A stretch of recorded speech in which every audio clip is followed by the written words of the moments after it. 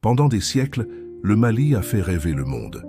Sur ces terres africaines, des rois marchèrent sur l'or, des savants enseignaient l'univers, et des peuples vivaient au rythme un empire qui, avait rien à envier aux plus grandes puissances de l'histoire. Pourtant, cette grandeur a été brisée. Envahie, dominée puis oubliée, l'âme du Mali a traversé l'humiliation, la révolte, la guerre et la douleur. Aujourd'hui encore, ce pays lutte pour retrouver sa stabilité, son identité et sa place dans le monde. Dans cette vidéo, vous allez découvrir l'histoire complète du Mali. Pas seulement l'histoire des rois et des conquérants, mais celle d'un peuple. Un peuple qui a connu la gloire, la trahison, la colonisation, la résistance, et qui continue coûte que coûte à se battre pour son avenir. Nous allons vous raconter comment un empire a été bâti, comment il s'est effondré, comment il a été envahi, et comment il cherche aujourd'hui à renaître.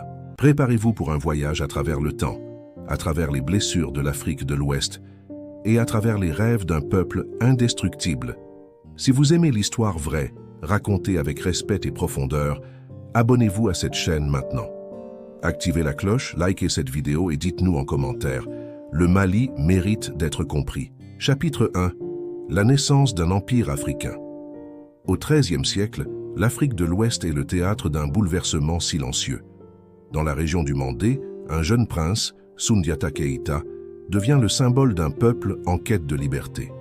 À la bataille décisive de Kirina en 1235, il écrase le roi oppresseur de Sosso, Soumaoro Kanté, et fonde un empire, l'Empire du Mali. Ce n'est pas juste une victoire militaire, c'est l'unification de dizaines de royaumes sous un seul drapeau africain.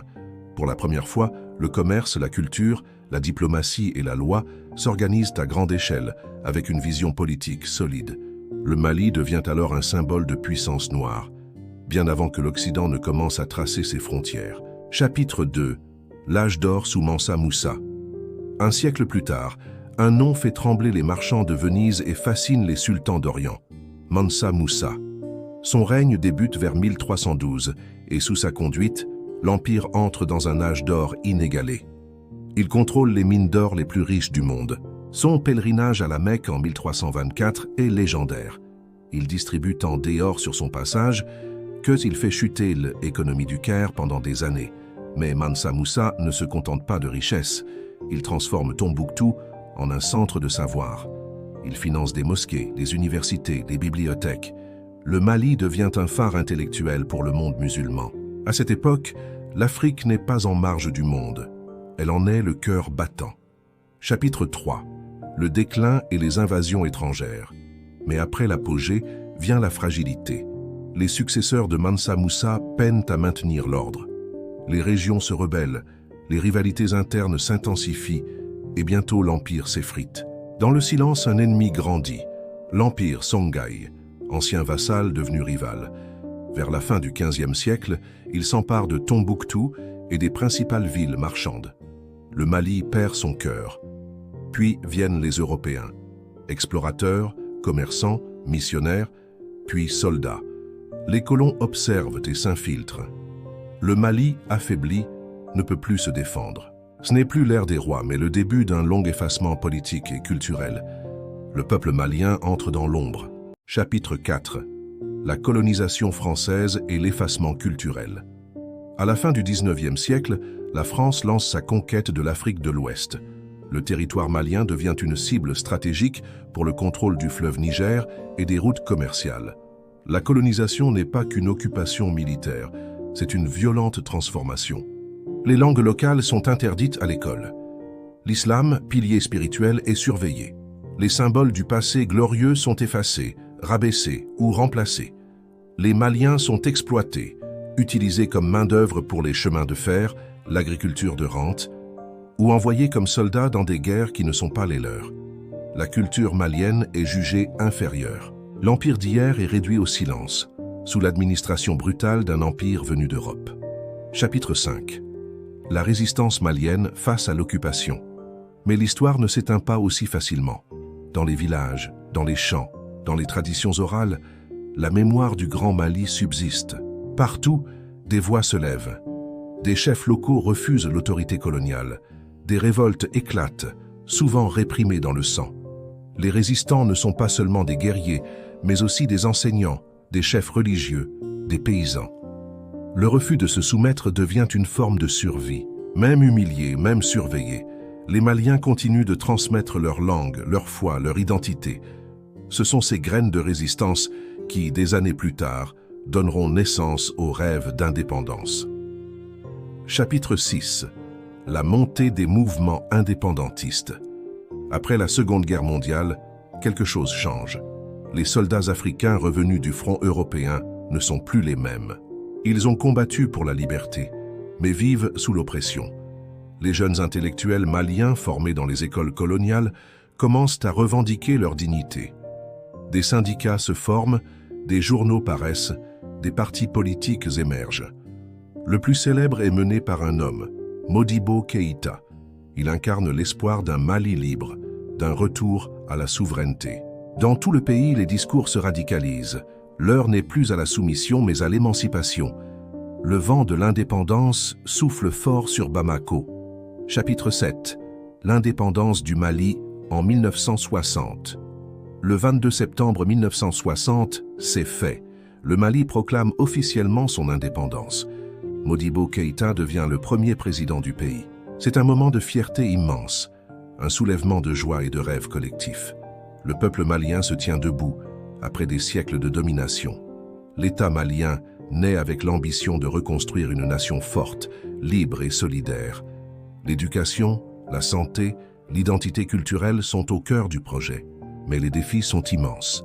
Infrastructures manquantes, économie dépendante, tensions ethniques latentes. L'indépendance est une victoire, mais aussi un test. Le Mali doit maintenant apprendre à se gouverner lui-même, dans un monde encore contrôlé par les anciennes puissances. Chapitre 8. Les espoirs déçus et les premiers coups d'État. Les premières années d'indépendance sont remplies d'idéaux, mais rapidement, les tensions apparaissent. Le régime de Modibo Keïta, d'abord charismatique, bascule vers le socialisme autoritaire. Il nationalise les entreprises, centralise les pouvoirs, mais l'économie s'effondre. Le mécontentement monte. En 1968, un groupe de militaires mené par Moussa Traoré renverse Keïta. C'est le premier coup d'État d'une longue série. La démocratie laisse place à la répression.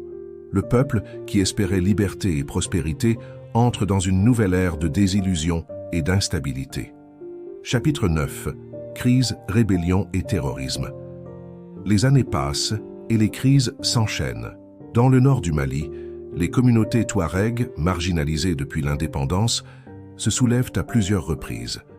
À partir de 2012, la situation dégénère. Des groupes djihadistes s'emparent du nord du pays. Tombouctou, symbole de l'âge d'or malien, est occupé par des extrémistes qui détruisent des mausolées et imposent la charia. L'armée malienne est dépassée. La France intervient en 2013 avec l'opération Serval, suivie de Barkhane. Mais malgré cette aide, l'instabilité s'aggrave, les attaques s'étendent et les civils perdent le prix fort. Le pays s'enfonce dans une guerre asymétrique, où les ennemis sont partout et nulle part. Chapitre 10. Les défis actuels d'un Mali en quête de paix. Aujourd'hui, le Mali vit un moment critique. Le pays a connu 2 coups d'État en moins de 2 ans, en 2020 et 2021. Le peuple, épuisé par la corruption, les conflits et la pauvreté, réclame un changement profond. L'armée prend le pouvoir, promettant la stabilité. Mais la communauté internationale s'inquiète. La mission de l'ONU, MINUSMA, s'essouffle, la présence française se retire. Et le gouvernement se rapproche d'acteurs comme la Russie. Le pays cherche une voie entre souveraineté, sécurité et développement. Le rêve de renaissance est toujours là, mais il est fragile.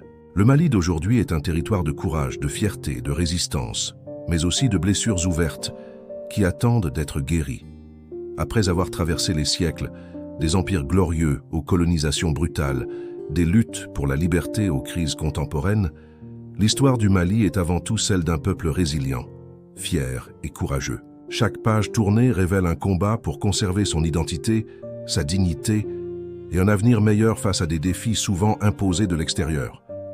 Comprendre cette histoire, c'est saisir pourquoi le Mali d'aujourd'hui est à la croisée des chemins, entre espoir et incertitude. Si cette plongée dans l'histoire malienne vous a touché, inspiré ou simplement éveillé la curiosité, n'hésitez pas à montrer votre soutien.